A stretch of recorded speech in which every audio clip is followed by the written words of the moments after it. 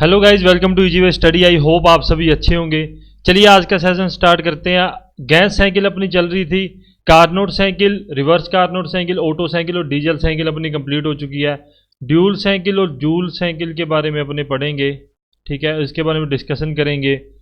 उससे पहले Carnot cycle में थोड़ा सा कल मैंने थोड़ा सा आपको गलत बता दिया था, मैं उस चीज़ को क्लियर करता हुआ चलता हूँ। इस चीज़ का ध्यान रखना कि कार्नोट साइकिल कुछ ऐसी दिखती है, 1, 2, 3 और 4। कार्नोट साइकिल कुछ ऐसी दिखती है, ध्यान में रखना, भूल मत जाना। कल मैंने कुछ इस तरह से करवाया था, ये नहीं होगी, ये वाली कार्नोट साइकिल सही होगी। मैंने थोड़ा सा उसको लंबा कर दिया था, पर वो इस बराबर होती है। आगे मैं चलूँ रिवर्स कार्नोट साइकिल, तो रिवर्स कार्नोट साइकिल भी सेम ही दिखेगी, सेम ही लगेगी अपने को, ठीक है। 1, 2, 3 और 4 ये प्रोसेस चलेंगे। होप सो इतनी बात आपको समझ आ गई होगी। यही आज की मेन मतलब कल वाली में थोड़ा सा इम्प्लीमेंट कर लेना आप। हो जाता है, कई बार गलती हो जाती है, आपको पता है, इतना इतना तो चलता ही है। चलिए आज अपने बात करते हैं ड्यूल कंबसन साइकिल। ड्यूल दोहरा संपीड़न चक्कर भी कह सकते हैं इसको, अगर प्योर हिंदी में देखना है, परंतु इसको ड्यूल कंबसन साइकिल ही कहते हैं। इसको मिक्स साइकिल भी कहा जाता है। मिक्स साइकिल किस लिए कहा जाता है आपको भी समझा दूंगा। एक बार फिर से याद करिए, ऑटो साइकिल को अपने क्या कहते हैं? ऑटो साइकिल को कांस्टेंट वॉल्यूम साइकिल और डीजल साइकिल को कांस्टेंट प्रेशर साइकिल कहा जाता है। ये दोनों बातें भूलना मत, आपके एग्जाम में पूछा जा सकता है। मुझे जहां तक लगता है, अगर बेसिक पूछेगा तो वो आपसे ये पूछ सकता है। चलिए साइकिल बनाता हूं मैं, रुकिए, डायग्राम बनाता हूं, पीवी और टीएस डायग्राम। ये कुछ एक सेकंड, बस एक सेकंड में जल्दी बन जाएगा। ये ना यहाँ बनेगा, रुक जाओ। आप लोगों को देखो, मैं अभी आपसे बातें भी कर लेता हूँ थोड़ी सी उतनी देर में। कुछ भी समझ नहीं आता प्लीज़ मुझे मैसेज किया कीजिए, प्लीज़ मुझसे पूछा कीजिए। मुझे नहीं लगता कि मैं इतना अच्छा पढ़ाता हूँ कि आपको सब कुछ ही समझ आता है, नहीं हो सकता ऐसा। अगर मैं पढ़ाता हूँ तो बहुत अच्छी बात है, पर ऐसा नहीं होता यार। मुझे इस चीज़ के बारे में पता है कि हम भी पढ़े हुए हैं, आज तक ऐसा नहीं हुआ। अगर आपको कोई लाइव डाउट क्लियर सेशन चाहिए, मैं वो भी ले आऊँगा। अगर आपको लगता है कि सर आप हमारे डाउट क्लियर कीजिए, तो अपने वो उसके ऊपर भी बेसिकली फोकस कर लेंगे, कोई दिक्कत वाली बात नहीं है। 1, 2, 3, 4 और 5 साइकिल्स होंगी यहाँ पर, और यहाँ पर QS मतलब हीट को सप्लाई करेंगे, ऊष्मा का मतलब ऊष्मा प्रदान करेंगे, और यहाँ पर QR ऊष्मा की निकासी होगी, ठीक है। इतनी बात आप समझ गए होंगे। उसी प्रकार से TS डायग्राम को बनाता हूँ मैं, तो ये बन गया अपना TS डायग्राम। T मतलब टेम्परेचर, S मतलब एंट्रोपी। S का ध्यान रखना, खासकर S आप भूल जाओगे, वहाँ पे एंथैल्पी वगैरह मत कराना। आपसे एग्जामिनर ये भी पूछ सकता है, ये यार गले में ना फंदा लगता है, पता नहीं क्या कुछ ही करवाओगे। चलिए देखते हैं। एक बात देखो, यहाँ देखो V1 is equal to V5, ठीक है। यहाँ पे ध्यान दोगे तो V2 is equal to V3, और यहाँ पे V4 बेचारा अलग ही पड़ा है। और ये सब कुछ तो P1 P2 P3 is equal to P4 होगा, ये ध्यान में रख लेना। ड्यूल साइकिल में P3 is equal to P4 होता है, इस चीज़ के बारे में ध्यान में रख लेना। अब अपने बात करते हैं इसके प्रोसेस के बारे में। 0 से 1 वही सेक्शन होगा, ठीक है, जो सेम सेक्शन। हाँ, मिक्स साइकिल क्यों कहते हैं वो बात रह गई थी, सॉरी। देखिए, इसको ऑटो और डीजल साइकिल की मिक्स साइकिल कहा जाता है, ठीक है। उसका रीजन यही है, इसमें कांस्टेंट वॉल्यूम और कांस्टेंट प्रेशर पर हीट सप्लाई की जाती है, इसलिए इसको मिक्स साइकिल कहते हैं। ड्यूल कंबसन साइकिल को मिक्स साइकिल कहा जाता है। मिक्स मतलब आपको सबको पता है, इसमें मेरे को समझाने वाली कोई जरूरत नहीं है। सक्शन चूसन होगा, ओके है। अब मैं बात करता हूं 1 से 2 जो प्रोसेस होगा, कौन सा? 1 से 2 वो होगा रिवर्स एडियाबैटिक प्रोसेस होगा। कौन सा? Reverse adiabatic process. हाँ, प्रतिवर्तीय रुदोषम प्रक्रम, इसको एक नाम से और कहते हैं आइसेंट्रोपिक। आइसेंट्रोपिक प्रोसेस कहा जाता है। हिंदी में भी इसको शायद आइसेंट्रोपिक ही कहते हैं। ध्यान में रखना क्या कहते हैं, रिवर्स एडियाबैटिक प्रोसेस को आइसेंट्रोपिक प्रोसेस कहा जाता है। ये चीज भूलना मत, ये चीज आपके लिए बहुत इंपॉर्टेंट है। क्या रिवर्स एडियाबैटिक प्रोसेस को अपने क्या कहते हैं, आइसेंट्रोपिक प्रोसेस कहते हैं। 2 से 3 और 3 से 4 ये इसमें हीट की सप्लाई हो रही है। एक जगह तो किस में हो रही है, कांस्टेंट वॉल्यूम पे, और एक जगह किस में हो रही है, constant volume sorry constant pressure पे। वही बातें हैं यार, सब कुछ ना सेम बातें होती हैं, तो इसलिए ज़्यादा टेंशन लेने की जरूरत नहीं है। कांस्टेंट वॉल्यूम हीट सप्लाइड, स्थिर दाब पर ऊष्मा प्रदान करना, कुछ भी लिख सकते हो हिंदी में। मैं हमेशा हिंदी पैटर्न लेके चलता हूं, इंग्लिश में करोगे तो अच्छा होगा। देखो, एक मेरा दोस्त खास मित्र जिसके साथ मैं डिप्लोमा में रहता होता था, तो पॉइजन रेशो होता है। थोड़ी सी बात सुन लेना यार, बड़ी इंटरेस्टेड बात है, मैं आपको अच्छा लगेगा। ये पॉइजन रेशो होता है, ठीक है, तो सोम में आता है और हिंदी में उसको कहते हैं पार्श्व अनुपात। अनुपात कहा जाता है उसको, पार्श्व अनुपात। अब हुआ क्या, हमारा सोम का एग्जाम, मैंने उसका प्रधान जाट नाम है उसका, अगर वो मेरी वीडियो देखता नहीं है पर वो देखने लग जाएगा वैकेंसी आने पे, और उसका पक्का फोन भी आएगा अगर उसने ये देख लिया, और मुझे गालियां भी निकालेगा। वो दोस्त है, कोई बात नहीं। तो हुआ क्या, मैंने प्रधान को कहा, मैं क्या प्रधान ये पक्का आएगा पॉइजन रेशो। मैं पॉइजन रेशो कह रहा था, वो पार्श्व अनुपात कह रहा था। तो वो रूम से लेके 5-6 मिनट का रास्ता था हमारे कॉलेज का, क्लासरूम का, जहां एग्जाम होते थे। वो रूम से लेके वहां तक जाता जाता पार्श्व अनुपात is equal to lateral upon longitudinal, Hindi में क्या कहते हैं, पार्श्व अपॉन अनुदैर्ध्य दैर्घ्य, ऐसा कुछ होता है।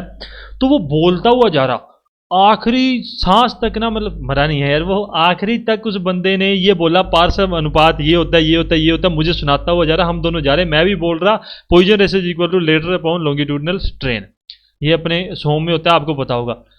अब हुआ क्या वहां हिंदी में आ गया पेपर और पॉइजन रेशो पूछ लिया। मैं बहुत खुश हुआ, मैं क्या लै भाई प्रधान की लॉटरी लगी, ये नंबर तो इसके पक्के हो गए, शायद 2 नंबर का आया था।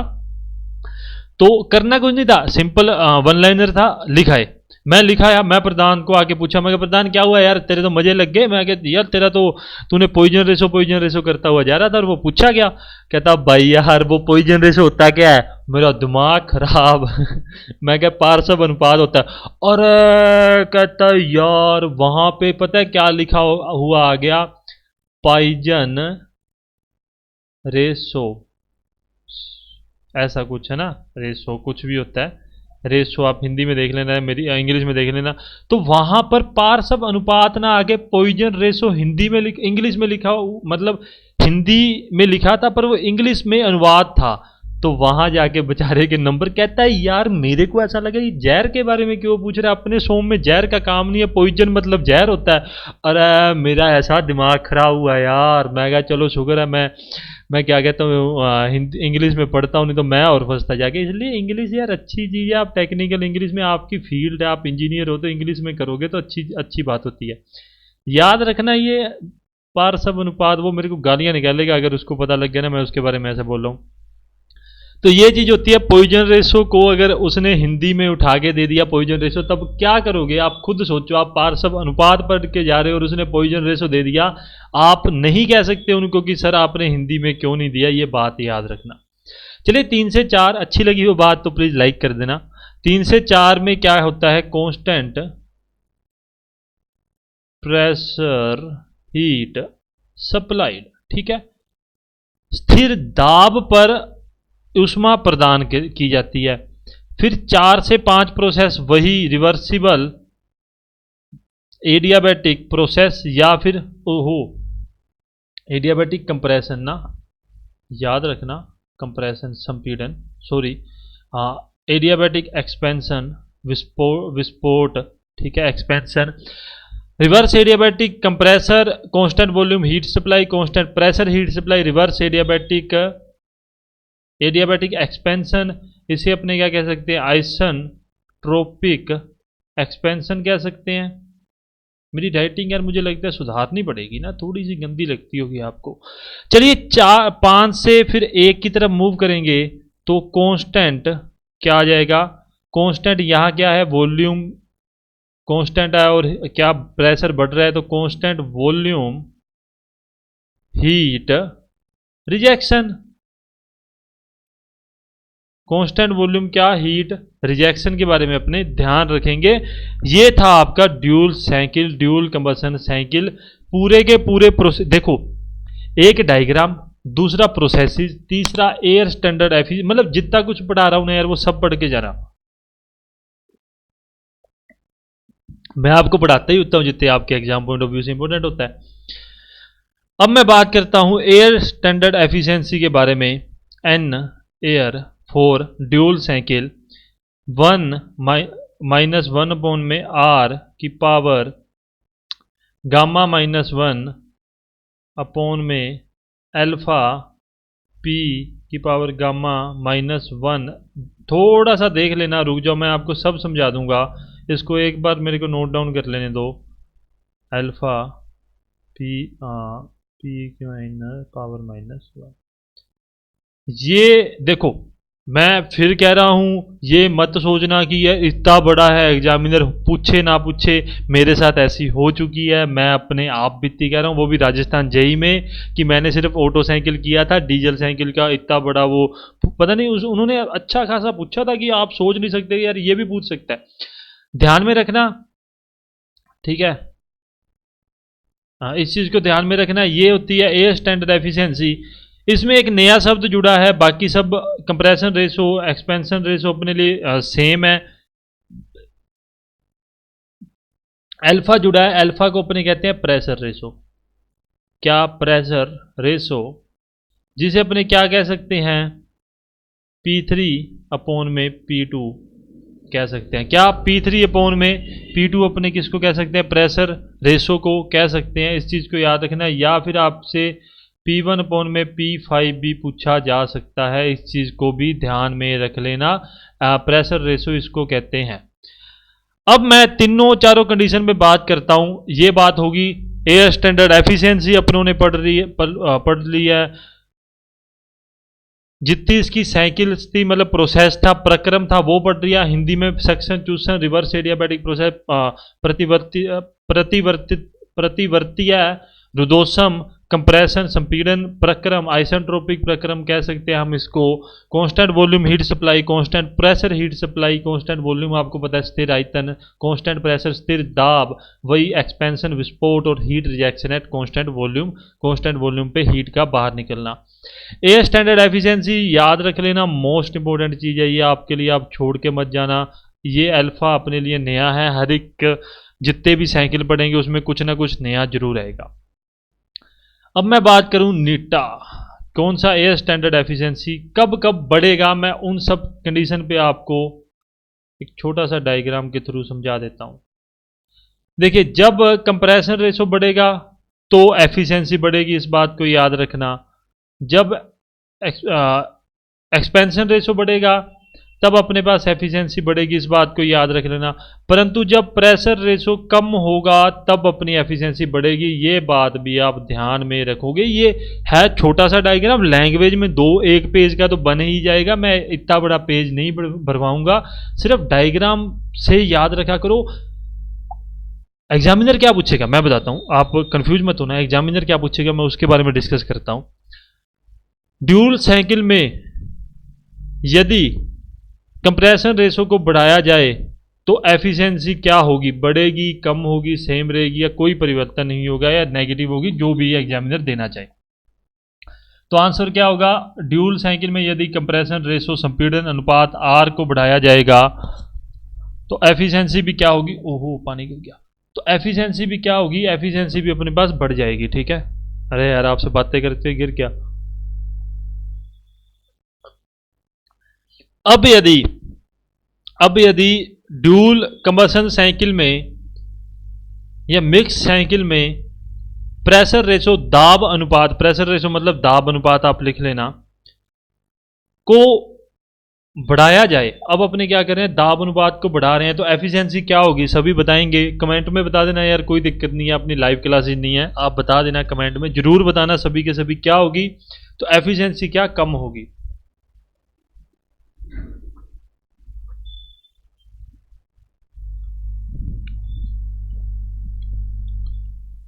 ठीक है, इस बात को, अरे मैंने दूसरा पेन उठा लिया, इस बात को ध्यान में रखेंगे।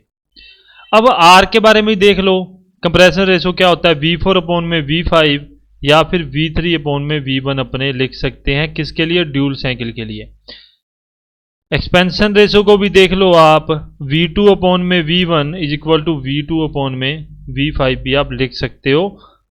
हर एक बुक में यार अलग अलग तरीके से दिया होता है, अलग अलग उनके पढ़ाने का तरीका होता है, तो मैं दोनों तीनों को साथ में लेके चलता हूं।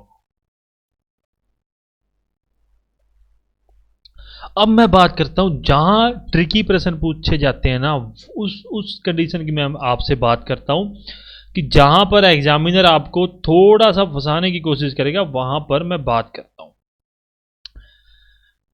एग्जामिनर क्या लैंग्वेज में आपको प्रश्न पूछेगा, सबसे पहले वो देख लो, सबसे पहले वो देख लो। यदि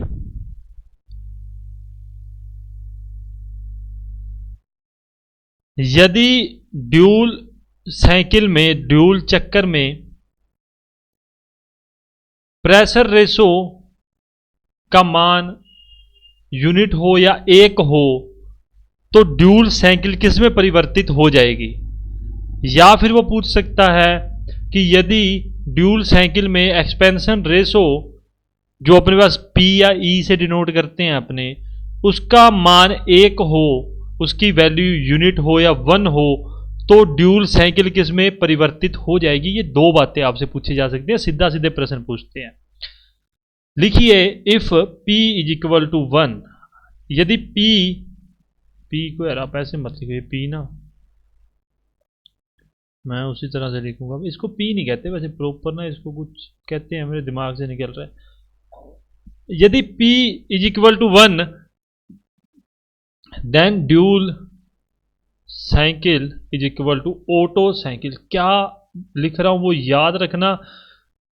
जहां पे एग्जामिनर ने ट्रिकी प्रश्न देने हैं, थोड़े से मॉडरेट प्रश्न देने हैं, वहां पर आपको ये प्रश्न पूछा जाएगा, 100% श्योर है, इस बात को भूलना मत। जब अपने एक्सपेंशन रेशो का मान एक कर देंगे या यूनिट कर देंगे, तो ड्यूल साइकिल ऑटो साइकिल में चेंज हो जाएगी। अब यदि यही चीज मैं अल्फा इज इक्वल टू 1 कर दूं, देन ड्यूल जो साइकिल होगी, ड्यूल साइकिल जो होगी वो किस में, डीजल साइकिल में चेंज हो जाएगी। मतलब जो अपनों ने पीछे ये पूरा सब कुछ पढ़ा है ना, यहाँ पे पूरा P का मान और इन सब का मान अगर मैं एक कर देता हूँ तो वो ऑटो साइकिल में चेंज हो जाएगा, और यहाँ पे अल्फा का मान मैं एक कर देता हूँ तो डीजल साइकिल में चेंज हो जाएगा। ये वन लाइनर जो होते हैं ना वो ऐसे ही होते हैं। आप वन लाइनर को क्या समझोगे, आप सिर्फ करने पे ध्यान दीजिए, कर लिया तो बेड़ा पार है, नहीं तो फिर भगवान भरोसे है ही। आगे बात करता हूं मोस्ट इंपोर्टेंट थिंग जो आपके एग्जाम में पूछी जा सकती है, फॉर सेम कंप्रेशन रेशो। हाँ, रेशो समान संपीड़क या संपीड़न अनुपात के लिए। याद रखना, एक थोड़ा सा मतलब डायग्राम समझ लो या कुछ भी समझ लो, वो ध्यान में रखना।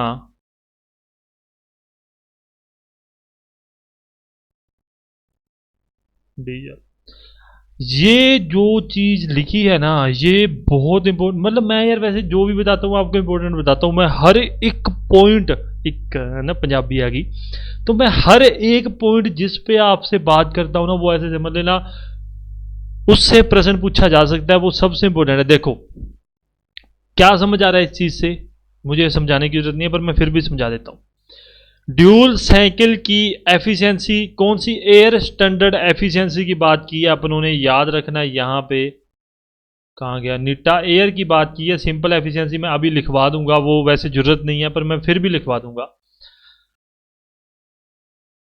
ड्यूल साइकिल की एयर स्टैंडर्ड एफिशिएंसी जो होगी वो डीजल साइकिल से ज़्यादा होगी और ऑटो साइकिल से कम होगी। किसी भी प्रकार से आपसे एग्जामिनर पूछ सकता है, इस बात के लिए ध्यान में रखना। इससे एक चीज़ पता लगती है, जो वास्तविक में जो साइकिल्स होती हैं जो अपने यूज करते हैं उसमें सबसे ज़्यादा एफिशिएंसी किसकी होती है, तो ऑटो साइकिल की सबसे ज़्यादा एफिशिएंसी होती है। ये चीज़ अपने को ध्यान में आ रही है, ये a standard efficiency Otto cycle की सबसे अधिक होती है। इतनी बात अपने को इन सब चीज़ों से क्लियर हो रही है। अब मैं बात करूं सिंपल एफिशिएंसी की, दक्षता रट लेना, चाहे कुछ भी कर लेना, वो आपकी मर्जी है। 1 minus CV T5 minus T1 upon में T3 माइनस T2 प्लस में गामा T4 माइनस T3। वो सब कुछ ये यार जो अपने पहले पढ़ के हटे हैं, कोई कंफ्यूज मत होना, याद करना है याद कर लेना। मैं इस चीज़ को इम्पोर्टेंट नहीं मानता, पर फिर भी मेरे कहने पे मत आना कहीं जाके फंस जाओ, मैं तो फंसाने के लिए बैठा हूं। तो इसलिए ध्यान में रखना, अच्छे से पढ़ लिया यार, मुझे अच्छा मतलब बढ़िया, ये अच्छी साइकिल है कि ड्यूल साइकिल ना, बढ़िया एक इंटरेस्टेड सी चीज़ है। Suction reversible adiabatic constant volume process अपने कर लेते हैं। Constant pressure at constant volume heat supply, constant pressure heat supply, reverse adiabatic expansion, constant volume heat rejection. याद रखना रिवर्स एडियाबैटिक प्रतिवर्तनीय रुदोषम प्रक्रम जो होता है उसको अपने आइसेंट्रोपिक प्रोसेस भी कहते हैं। एयर स्टैंडर्ड एफिशिएंसी याद रखना, पेट्रोल रेस हो गया, पेट्रोल तो इतना महंगा हो रखा है, नहीं नाम नहीं लेना। तो नेट इज इक्वल टू क्या होता है एफिशिएंसी क्या होती है, आर से बढ़ेगी, एक्सपेंशन रेशो से बढ़ेगी, प्रेशर रेशो से कम होगी, वो ध्यान में रखोगे। यदि P इज इक्वल टू 1 कर देंगे देन ड्यूल साइकिल चेंज हो जाएगी ऑटो साइकिल में, और अल्फा इज इक्वल टू 1 कर देंगे तो ड्यूल साइकिल चेंज हो जाएगी। डीजल साइकिल के अंदर सेम कंप्रेशन रेशो के लिए ज़्यादातर प्रश्न इसी से पूछे जाते हैं। आपसे या तो पूछ लेगा कि ऑटो साइकिल और डीजल साइकिल का सेम कंप्रेशन रेशो, समान संपीड़क अनुपात है, अनुपाल अनुपात के लिए, तो auto cycle, dual cycle, diesel cycle, auto cycle की सबसे ज़्यादा एफिशिएंसी होती है ड्यूल साइकिल की, डीजल साइकिल से ज़्यादा और ऑटो साइकिल से कम एफिशिएंसी होती है। ये सिंपल एफिशिएंसी है फॉर किसके लिए, तो फॉर ड्यूल साइकिल। इतनी बात आपको समझ आ गई होगी, इस बात में किसी को किसी प्रकार की कोई प्रॉब्लम नहीं होगी। अब आगे मैं बात करता हूं जूल साइकिल के बारे में। जूल ब्रेंटन साइकिल अपने इसको कहते हैं, नाम सुनते रहना, एयर स्टैंडर्ड साइकिल अपने इसको कहते हैं। अरे ये खुल गया क्या, पता नहीं। हाँ, आइडियल साइकिल अपने इसको कहते हैं। इतने नाम है, Joule, Brayton, air standard cycle, ideal cycle, एक दो नाम शायद और भी है, गैस पावर साइकिल भी कई बार इसको कह दिया जाता है। तो ये नाम आप थोड़े से ध्यान में रखना। आप कभी वहाँ जाके पूछ ले कि air standard efficiency, ideal cycle की एफिशिएंसी क्या होगी, तो आप कहीं जाके वहाँ कंफ्यूज हो जाओ, ऐसा काम मत करना, ठीक है। जूल साइकिल का यूज कहाँ होता है, तो वो भी अपने देखेंगे कि किस चीज़ में जूल साइकिल का वर्क अपने लेते हैं। चलिए बात करते हैं जूल साइकिल के बारे में। बहुत अच्छी साइकिल है ये, चलाने वाली साइकिल नहीं है। ये कुछ ऐसा और ये कुछ ऐसा बन गया, इसको कुछ नहीं ऐसे मिला दो, बेचारे को मेल मिलाप करवाना है, बस कुछ भी नहीं करवाना होता। ये कुछ ऐसा मिलवा दो, ये ज़्यादा तीखा हो गया, इतना ज़्यादा तीखा मत बनाना। 1 2 3 और 4, और इसको कुछ ऐसा कर दो, ठीक है। हाँ, 1 2 3 और 4, 1 2 3 4, 1 2 3। अरे यार मैं मास्टर हूँ क्या। अच्छा जी साहब, ये ना बराबर है, तो यहाँ पे ध्यान रखना P1 is equal to P4 होगा, और यहाँ पे ध्यान रखना P2 is equal to P3 होगा। बाकी वॉल्यूम सभी अलग अलग ही होंगे, इस बारे में ध्यान रखना। ये हो गया T और S डायग्राम। वट एस का मतलब क्या है, एंथैल्पी होती है, ओ सॉरी एंट्रोपी होती है, मैं ही एंथैल्पी बोल रहा हूँ, गालियाँ मत निकालना। एंट्रोपी होती है इसका मतलब, ठीक है, ध्यान में रखोगे आप सभी। 0 से 1 से 4 ही स्टार्ट करेंगे। ठीक है। ओहो, 1 से 4 कौन स्टार्ट करता था, क्या ही कर रहा हूं मैं। हाँ, अपने बात करते हैं 1 से 2 प्रोसेस की। कौन सी? 1 से 2 प्रोसेस के बारे में। तो ये होता है रिवर्सिबल एडियाबैटिक एडियाबैटिक कंप्रेशन।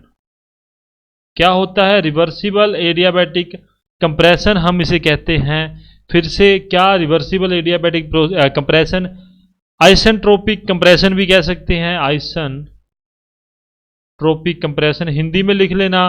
प्रतिवर्तीय रुदोषम संपीड़न संपीड़न कहते हैं इस चीज को, प्रतिवर्तीय रुदोषम संपीड़न कहते हैं। आइसेंट्रोपिक कंप्रेशन है, आइसेंट्रोपिक संपीड़न कहा जाता है। 2 से 3 की बात करूं मैं तो कांस्टेंट क्या रहेगा इसके अंदर? कांस्टेंट प्रेशर रहेगा। Constant pressure heat supplied. Constant pressure heat supply, स्थिर दाब पर ऊष्मा प्रदान। यही बात है, हिंदी में भी यही बात है, कोई दिक्कत वाली बात नहीं है। 3 से 4 की मैं बात करता हूं तो reversible adiabatic expansion. Reversible adiabatic expansion, यार मैं हिंदी में लिख देता हूं ना इस चीज को, आप चलो थोड़ा सा देख लेना आप। मैं इंग्लिश में ही कर रहा हूँ, कोई प्रॉब्लम नहीं है, आप हिंदी में थोड़ा सा देख लेना। अगले बार अपने जो भी करेंगे उसको हिंदी में लिख दो, क्योंकि आपको पीडीएफ भेजनी होती है, मैं वो भूल गया था। ठीक है। 4 से 1 वही सेम है, पीछे जाके देखोगे तो 4 से 1 क्या है? कांस्टेंट है। ये सीधी लाइन है, याद रखना है, इसको टेढ़ी मत बना लेना यार, कभी ऐसे कहो कि ये तो टेढ़ी बनाई है, सीधी है ये। Constant pressure heat rejection. Simple सी बात है यार, बहुत सिंपली बात कर रहे हैं, कोई फालतू की बात नहीं है, कोई हुआ नहीं है, कोई कुछ नहीं कर रहे हैं, बड़ा सिंपल और बड़े स्थिर तरीके से पढ़ रहे हैं अपने। इतनी बात आप सभी को समझ में आ गई होगी। जूल साइकिल कोई बड़ी साइकिल नहीं है, बड़ी आसानी से इसको आराम से पढ़ेंगे। अब इसकी बात करते हैं एयर के बारे में। एफिशिएंसी क्या? Air standard efficiency for joule cycle के बारे में अपने डिस्कस करते हैं। क्या होती है? 1 - 1 में आरपी की पावर 1 गामा -1 में गामा। अरे यार कितना कितना कुछ है ना, ये कंफ्यूज मत हो जाना। पता है इस चीज को याद कैसे करना, मैं आपको बताता हूं। जब ये पूरा चैप्टर हो जाए, ठीक है, पूरा चैप्टर होने के बाद में लास्ट के अंदर ना पूरी एफिशिएंसी और एक पेज पे कार्नोट साइकिल उसकी efficiency, reverse Carnot cycle efficiency, Otto cycle efficiency उसकी कौन सी? Air standard efficiency. उसके बाद में डीजल साइकिल उसकी air standard efficiency, dual cycle उसकी air standard efficiency, Joule cycle उसकी भी एयर स्टैंडर्ड एफिशिएंसी लिख लेना, ताकि आपको कंफ्यूजन ना रहे। ठीक है, इतनी बात आप ध्यान में रखोगे। एक चीज और लिख लेना, आरपी क्या है यहाँ पे? आरपी है प्रेशर रेशो किसी भी तरीके से दे सकता है यार, वो किसी भी। देखो एग्जामिनर आपको pressure ratio, compression ratio, expansion ratio, cut off ratio कुछ भी सिंबल दे के दे सकता है, वो उसकी मर्जी है। सिंबल कहीं भी ऐसे नहीं है कि फिक्स होंगे।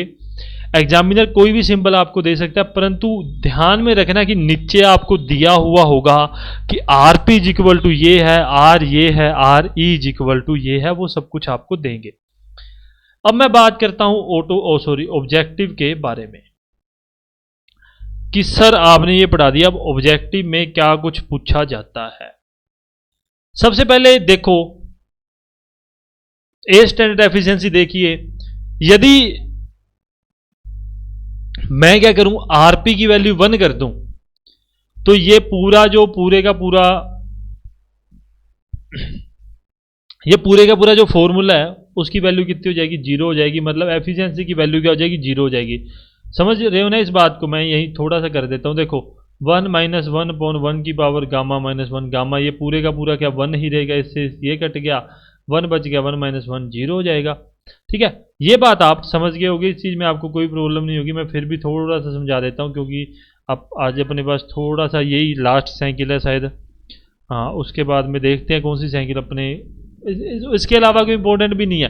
तो ऑब्जेक्टिव कहाँ गया, ऑब्जेक्टिव में एक चीज लिख लेना, यदि मैं आरपी की वैल्यू इज इक्वल टू 1 कर देता हूं तो नीटा एयर जो होगा वो 0 हो जाएगा।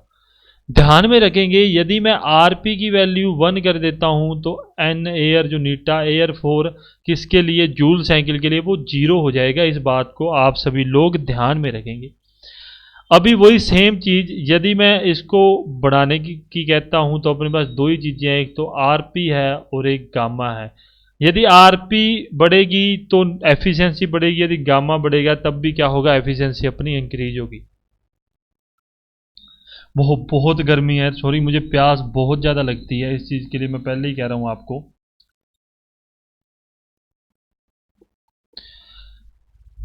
एक बात और भी याद रख लेना, कई बार एग्जामिनर आपसे पूछ लेता है कि कार्नोट साइकिल और जूर साइकिल में दोनों एक आइडियल साइकिल है, ठीक है, तो इनमें से किसकी एफिशिएंसी ज़्यादा होती है, तो n Carnot greater than n नीटा जूल। तो कार्नोट साइकिल की एफिशिएंसी क्या होगी, ज़्यादा होगी, इस बात को भी ध्यान में रखना। लास्ट साइकिल कर रहे हैं एटकिंसन साइकिल, इसमें कुछ भी नहीं, सिर्फ और सिर्फ आपके सिलेबस के लिए इंपॉर्टेंट नहीं है, मैं पहले ही कह रहा हूं। ऐसी बहुत सारी साइकिल्स हैं, वैसे तो बहुत सारी ऐसी साइकिल्स हैं जो आपके मतलब सिलेबस में पूछी जा सकती हैं, परंतु वो इंपॉर्टेंट नहीं है क्योंकि वो आपके सिलेबस में पर्टिकुलर दे रखा है कि ये साइकिल करनी है, गैस पावर साइकिल करनी है, या ये सब air power cycle, gas power cycle जो भी है वो सब कुछ दे रखा है। एटकिंसन साइकिल आप थोड़ा सा देख लेना, एक तो इसका डायग्राम याद रखना, मेरी फोटो नहीं आएगी ना नहीं आएगी। एक तो इस चीज का डायग्राम आप ध्यान में रखो कि थोड़ा सा कर्व बनेगा, यहाँ भी थोड़ा सा कर्व बनेगा, ठीक है, ये भी और ये भी ज़्यादा कर्व है, थोड़ा हल्का सा कर्व बनेगा। एक दो टीएस डायग्राम मत छोड़ना दादा, टीएस डायग्राम छोड़ दिया तो ऐसे समझ लो कि देखो एक नंबर की ना वैल्यू होती है, गवर्नमेंट जॉब में एक नंबर की वैल्यू होती है, और अपना तो इतने समय के बाद अगर आपको मौका मिल रहा है और आप ये, मैं आपको हमेशा एक बात कहता हूँ, थोड़ी सी बात करते हैं अपने, कोई बात नहीं है, आप थोड़ा स्किप कर लेना अगर नहीं सुननी हो तो। मैं हमेशा एक बात कहता हूँ, अगर आप आज पढ़ रहे हो ना, आज पढ़ रहे हो, और जो बच्चा सोचता है मैं नोटिफिकेशन आने के बाद पढ़ूंगा, चाहे उसके सामने किसी प्रकार की कोई भी दुविधा है, चाहे उसको एक्सपीरियंस की, लाइसेंस की अभी प्रॉब्लम है, उसके माइंडसेट में ये है कि यार एक्सपीरियंस लाइसेंस क्या पता हटेगा रहेगा, मैं नोटिफिकेशन आने के बाद पढ़ूंगा, ये बात ध्यान में रखना। जो आज पढ़ रहे हैं ना, वो पेपर के आखिरी समय जब नोटिफिकेशन आएगा तब ये सोचेगा बैठ के कि यार मैंने ये पढ़ लिया और मैं ये पढ़ूंगा, ये सोचोगे आप, मैं वास्तव में ये बात कह रहा हूं, आप ध्यान में रखना, आप ये सोचोगे कि मैंने ये पढ़ लिया और अब मैं ये पढ़ूंगा, ये मेरा रह गया, ठीक है। और जो बच्चा होगा जो नोटिफिकेशन आने के बाद में तैयारी करेगा ना, वो ये सोचेगा, मैंने पहले भी ये बात कही है कि वो ये सोचेगा यार मैंने, इसको सही करूं, हाँ, वो ये सोचेगा कि मैं ये छोड़ूंगा और ये पढ़ूंगा, उसको ये मतलब उसको उसके दिमाग में ये होगा कि मुझे ना 80% नंबर ही लेके आने हैं, बस मुझे 80% आ जाए, मैं ये टॉपिक कंप्लीट कर दूंगा, XYZ टॉपिक कंप्लीट कर दूंगा, मेरे 80% आ जाएंगे। उसको ये नहीं पता दादा कि वहां पे आप 80 की तैयारी कर रहे हो तो आप इतने इंटेलिजेंट नहीं हो कि आप 80 के 80 ही लेके जाओगे, आप वहां पे 60 से 65% के बीच में ही फंस जाओगे। परंतु वही बच्चा जो आज दिन से मतलब स्टार्टिंग डे से जो तैयारी कर रहे हैं ना, वो 100% के लिए जाएगा, मैं इस चीज़ की गारंटेड लेता हूँ। अगर आप तैयारी कर रहे हो ना, तो आपके दिमाग में ये नहीं होना चाहिए यार ये मैं नहीं पढ़ के जाऊंगा, एक नंबर के लिए जाना है, एक नंबर के लिए, एक भी नंबर ऐसा नहीं है जो छोड़ के आना है। पता लगना चाहिए कि हाँ यार हम पढ़े हैं, वहां पेपर आते सर ये होना चाहिए, ये भी पढ़ा हुआ है। देखो कॉन्फिडेंस आता है। मैं आपको एक बात बताता हूं, 2013 का पेपर अपनों ने जब उठाया, मैंने आपको खुरमी में से न्यूमेरिकल करवाए थे, याद हो तो, जिसमें ए और बी शाफ्ट का पदार्थ सेम है, ए शाफ्ट का डायमीटर डी है, बी शाफ्ट का डायमीटर डी या डी बटा 2 है, ठीक है, ये सब न्यूमेरिकल करवाए थे। अगर आपने वो किए हैं, यदि आपने वो किए हैं, आप ये 100% वाले बच्चे हो, ठीक है, आप फर्स्ट वाले बच्चे हो, ये सेकंड नंबर वाला बच्चा है जो नोटिफिकेशन आने के बाद पड़ेगा, यदि आपने वो एमसीक्यूज किए हैं ना, तब तो आप कहोगे यार मजा आ गया। वो एमसीक्यूज आसान नहीं है, आप ये सोचो कि हमने वो कर रखे हैं वो आसान है, वो वास्तव में आसान नहीं है। 2013 में 2 एमसीक्यूज आए थे ऐसे, एक नीचे नीचे भी था। मैंने जब पूरा पेपर देखा, मैंने तब मुझे ध्यान आया कि एक एमसीक्यूज आपका रह गया, मैं करवा दूंगा, सेम एज इट इज था जो आरएस खुरमी में आए हुए थे वैसे ही था। ये जो न्यूमेरिकल ये जो वाला न्यूमेरिकल था, ये आसान किसी भी एंगल से नहीं है। एक नॉर्मल पढ़ने वाले ये 80% जो कहते हैं ना नोटिफिकेशन आने के बाद वाले, इनसे वो न्यूमेरिकल नहीं होंगे। ये बात ध्यान रखना, ये जो 100% जो पहले जो लगे हुए हैं ना, वही ये न्यूमेरिकल करके आ सकते हैं। वो न्यूमेरिकल अपने को आता था, मैंने करवा रखा था, आपने पढ़ा था तो अच्छी बात है, नहीं पढ़ा तो फिर तो आपको भी नहीं आएगा वो। ये 100% वाले भी वही हैं जो पढ़ते हैं, वो नहीं है जो सिर्फ वीडियो देख ली और ठीक है आप पढ़ लेंगे कल पढ़ लेंगे, वो नहीं। जो पढ़ते हैं वो गिने चुने सिर्फ 10% बच्चे ही हैं। मैं इतना ही कहता हूँ, सिर्फ 10% ही हैं वो जो आज की तारीख से तैयारी कर रहे हैं, और ये अपना सिलेक्शन पक्का लेके जाएंगे। मैं इस चीज़ को लिखवा के ले लो मेरे से। अब समझ गए आप डिफरेंस? थोड़ा सा मैं डिफरेंस समझाना चाहता था कि यार वो न्यूमेरिकल जो आए हैं वो आसान नहीं थे, वो किसी भी एंगल से वो आपके लिए आसान नहीं थे, परंतु आपने कर रहे थे रखे थे, वो आपको आसान लगे, आप तुरंत। पहली बात, वो न्यूमेरिकल ऐसे थे, मैंने आपको करवाए थे तो आप उसको देख कर भी सोल्व कर सकते हो। यार ये रहा, ये 15/16, मैंने देखते सार उसका आंसर बता दिया था। लैंग्वेज चेंज थी, मैं लैंग्वेज समझ गया था, मुझे पता लग गया था 15/16 ही उसका आंसर है। एमसीक्यूज की ये पावर होती है, थोड़ा सा एमसीक्यूज पे फोकस कर लेना, ठीक है। जरूरी होता है यार, मेरे को लगता है ये छोटी छोटी बातें ना आपको समझानी जरूरी है। अच्छा, पीवी और वी डायग्राम, ठीक है, ये बात होगी। अब इसके बारे में एक से दो प्रोसेस की बात करूं तो आइसन ट्रोपिक कंप्रेशन क्या होता है? आइसेंट्रोपिक कंप्रेशन होता है, आइसेंट्रोपिक संपीड़न होता है। 2 से 3 आपने देखेंगे क्या हो रहा है, वॉल्यूम सेम है और प्रेशर बढ़ रहा है, तो कांस्टेंट वॉल्यूम हीट सप्लाई। आप लिख सकते हो यार, कुछ भी लिख सकते हो, heat supplied at constant volume. मैं लैंग्वेज में थोड़ा इतना मत जाना। स्थिर आयतन पर ऊष्मा प्रदान, 3 से 4 की बात करूं तो वही आइसन ट्रोपिक। इसको ना, इन सब चीज़ों को आप एक बार थर्मोडायनेमिक्स के बिहाफ से समझिए। जब अपने उसके अंदर घुसेंगे, आइस इंजन के अंदर घुसेंगे, तब अपने पास ऑटो साइकिल, डीजल साइकिल और ड्यूल साइकिल, इन तीनों के बारे में अपने को पढ़ना पड़ेगा। उसमें अच्छे से पढ़ेंगे, बेसिक बेसिक आपको मैं यहाँ क्लियर करवाता हुआ चल रहा हूँ। 4 से 1 वही कांस्टेंट प्रेशर हीट रिजेक्शन, ठीक है। इस बात को ध्यान में रखेंगे, 4 बातें हैं, कांस्टेंट प्रेशर हीट रिजेक्शन हो रही है। अरे ऑब्जेक्टिव की बात करूं, ऑब्जेक्टिव में आपको एफिशिएंसी याद रखनी है, 1 माइनस में गामा अपॉन में पी माइनस में आर अपॉन में पी की पावर गामा माइनस अल्फा की पावर गामा। इतनी बात ध्यान में रखोगे, कंफ्यूज मत होना, हवा मत बनाना, आराम से। अरे यार अल्फा नहीं आएगा ना, यहाँ आर आएगा, ये कंफ्यूजेबल चीज होगी है। यहाँ पे आर आएगा, अल्फा नहीं आएगा, अल्फा नहीं आएगा, यहाँ पे आर आएगा। मैंने अल्फा लिख रखा है पर यहाँ पे आर आएगा। यदि यहाँ पे अल्फा आता होगा तो मैं बता दूंगा, परंतु यहाँ पे आर ही आएगा, मुझे कंफर्म पता है, अल्फा गलत लिखा हुआ है। आर को ध्यान में रखना, V1 अपॉन में V4। कौन सी साइकिल की चल रही है? एटकिंसन साइकिल के लिए। और P इज इक्वल टू क्या, V2 अपॉन में V3। ये हो गया अपना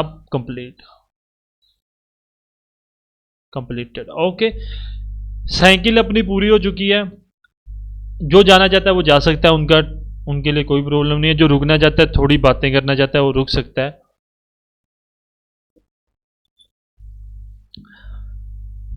अगर एक अच्छे अमाउंट में, एक अच्छे स्ट्रेंथ में बच्चे आते हैं लाइव क्लासेस के लिए, लाइव क्लासेस मतलब लाइव डाउट सेशन क्लासेस के लिए, कि आपको कोई डाउट है, आपके कोई प्रश्न है, उसके लिए मैं लाइव क्लास लूँ, अगर आप आओगे तो मुझे बता सकते हो। होता है यार, मैं ये मानता हूँ, मैं वास्तव में ये मानता हूँ कि आपको जो मैं समझा रहा हूँ इतना ज़्यादा वो नहीं है कि आपको यार वो चीज़ पूरा ही समझ आ रही है। आपके दिमाग में कहीं ना कहीं कोई ना कोई प्रश्न जरूर उठा हुआ होगा। ये हो ही नहीं सकता कि आपके दिमाग में कोई भी प्रश्न ना उठा हो, ऐसा नहीं हो सकता। आपके दिमाग में कोई ना कोई प्रश्न तो जरूर ही उठेगा। इस बात को तो मैं गारंटेड इस बात के लिए कह रहा हूँ।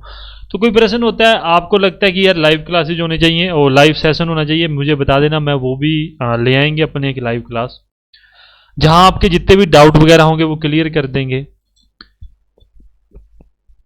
रही बात इसके अलावा, मुझे लगता है आप सभी नॉन टेक्निकल पे अच्छे से फोकस कर रहे होंगे। जितना टेक्निकल आपके लिए इंपॉर्टेंट है उतना नॉन टेक भी आपके लिए इंपॉर्टेंट है। टेक्निकल मुझे कंफर्म नहीं पता, पता नहीं आपको पता नहीं पता। मेरे पास किसी दोस्त का मैसेज आया था, वो कह रहे थे, आप में से एक थे, तो वो कह रहे थे कि 200 नंबर का टेक्निकल हो जाएगा। ठीक है, होने के लिए गया हुआ है डीओपी में, तो क्या पता 200 नंबर का टेक्निकल हो जाए। मैंने पहले भी ये चीज़ कही थी, मेरी बात गलत भी हो सकती है, मैं फिर कह रहा हूँ कि यदि वो आपको 3 घंटे दे रहे हैं तो 100 नंबर नहीं देंगे।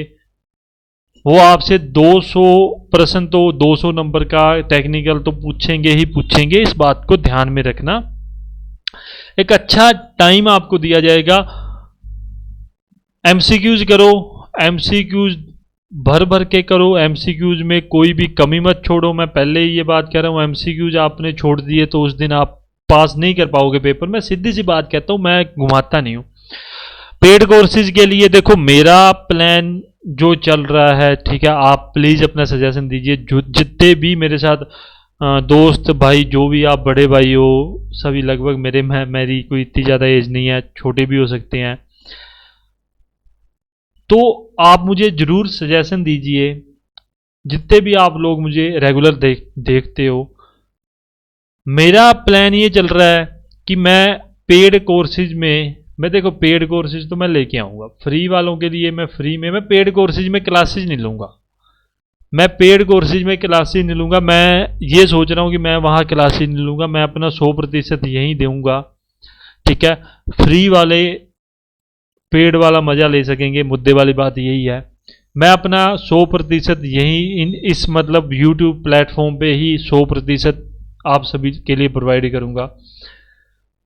ये नहीं है कि पेड वालों के लिए कुछ अलग है और इनके लिए कुछ अलग है, नहीं, वो आप रखिए। आपका मतलब ये मैं देखो यार, मैं ऐसा इंसान हूँ ना, मेरे को इतनी परवाह नहीं है, मुझे बस थोड़ा सा फाइनेंशियल हेल्प चाहिए, इसलिए मैं इन सब चीज़ों में मत्था मार रहा हूँ।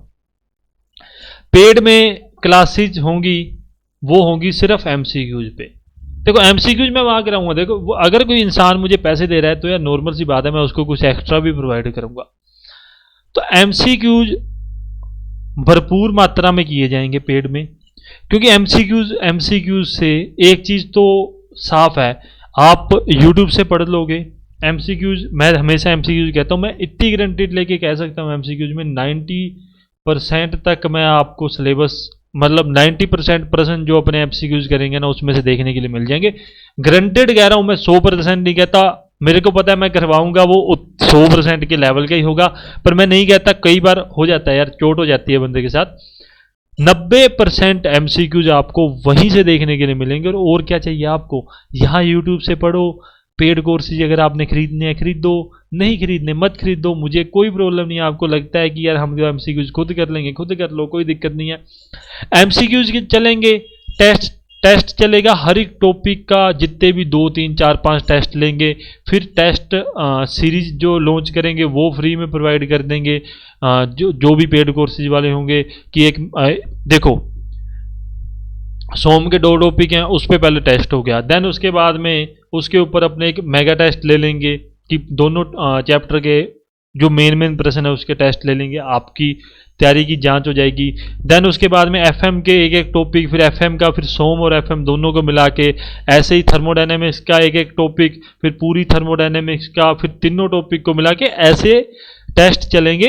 मैं इतना गारंटी से कह सकता हूँ 90% तक आपके प्रश्न अपने एमसीक्यूज में देखने के लिए मिल जाएंगे। अगर मैंने टोर्जन उठा लिया या मैंने स्प्रिंग उठा लिया, बर्नौली थ्योरम उठा ली, 200 250 300 जितने भी प्रश्न मुझे देखने के लिए मिलेंगे सारे के सारे कवर करवा दूंगा। इस चीज़ के लिए आप टेंशन मत लेना। यदि आपको पेड कोर्सेज खरीदने हैं, नहीं खरीदने हैं तो आपकी मर्जी है, आप मेरी तरफ से फ्री हो, मैं किसी पे कोई बर्डन नहीं दे रहा हूँ। जो भी दे रहा हूँ 100% आपको यूट्यूब पे दे रहा हूँ। ये भी ब्लेम मत लगा देना कि आपने फ्री में कहा था, पेड क्यों लॉन्च कर रहे हो। बस इस चीज़ के लिए भी खुश रहना। यदि आपको लगता है, देखो मैं अभी भी क्लियर कर रहा हूँ, मैं कुछ अलग नहीं पढ़ाऊंगा। अगर पेड में भी पढ़ाऊंगा, मेरे पास यही सब कुछ है पढ़ाने के लिए। मैं हुआ नहीं बनाऊंगा उस चीज़ का, मैं पेड कराऊंगा आपको, इन डेप्थ पढ़ाऊंगा। इन डेप्थ भी यही है, एमसीक्यूज करवाऊंगा, जहां से प्रश्न आते हैं, जहां से आपका सिलेक्शन होगा, सिर्फ वही चीज़ें मैं करवाऊंगा। चलो यही अपना सेशन समाप्त करते हैं। वीडियो अच्छी लगी लाइक कमेंट शेयर करना, चैनल सब्सक्राइब करना। इजी वे स्टडी ऑफिशियल नाम से टेलीग्राम का ग्रुप है, प्लीज़ ज्वाइन कर लीजिए सभी के सभी। आई होप आपका दिन अच्छा जाए। धन्यवाद।